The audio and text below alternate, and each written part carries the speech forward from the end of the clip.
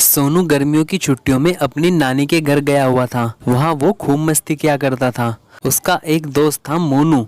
वो रोज मोनू के साथ खेलने जाता और बहुत खुश रहता। लेकिन एक दिन सोनू मोनू के साथ खेलने नहीं गया और घर पर अकेले ही बैठा रहा। सोनू की नानी सोनू से पूछती है, अरे बेटा सोनू, आज तू अपने दोस्त मोनू के साथ खेलने क्यों नहीं गया? क्या बात है? सोनू बोला, नहीं नानी, सब कहते हैं मोनू अच्छा लड़का नहीं है। अब मैं उसके साथ कभी खेलने नहीं जाऊंगा।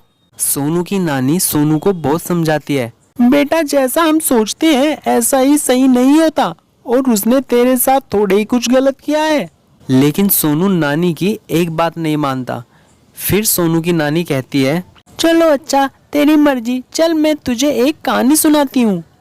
इसके बाद तू फैसला कर लेना कि क्या सही है और क्या गलत। फिर नानी सोनू को एक कहानी सुनाने लगती है। यह एक ऐसे बुद्धिमान व्यक्ति की कहानी है जो अपने गांव के बाहर बैठा हुआ था। एक यात्री उधर से गुजरा और उसने उस व्यक्ति से पूछा, भाई साहब, इस गांव में किस तरह के लोग रहते हैं?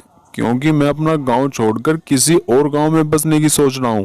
अगर आप मुझे यह बता देंगे कि इस गांव में कैसे लोग रहते हैं तो मुझे आसानी होगी। तब उस व्यक्ति ने पूछा, तुम जिस गांव को छोड़ना चाहते हो उस गांव में कैसे लोग रहते हैं? उस आदमी ने कहा, में स्वार्थी, निर्दयी और रूखे हैं। बुद्धिमान व्यक्ति ने जवाब दिया, इस गांव में भी ऐसे ही लोग रहते हैं। कुछ समय बाद एक दूसरा यात्री वहां आया और उसने उस बुद्धिमान व्यक्ति से फिर यही सवाल पूछा। बुद्धिमान व्यक्ति ने उससे भी पूछा, तुम जिस गांव को छोड़ना चाहते हो उस गांव में कैसे लोग रहते हैं?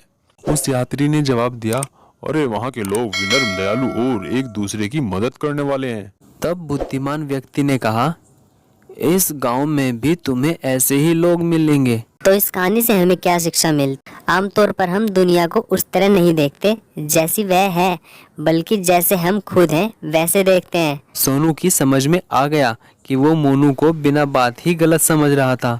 फिर सोनू मोनू के साथ खेलने चला गया और उनकी फिर से दोस्ती हो गई।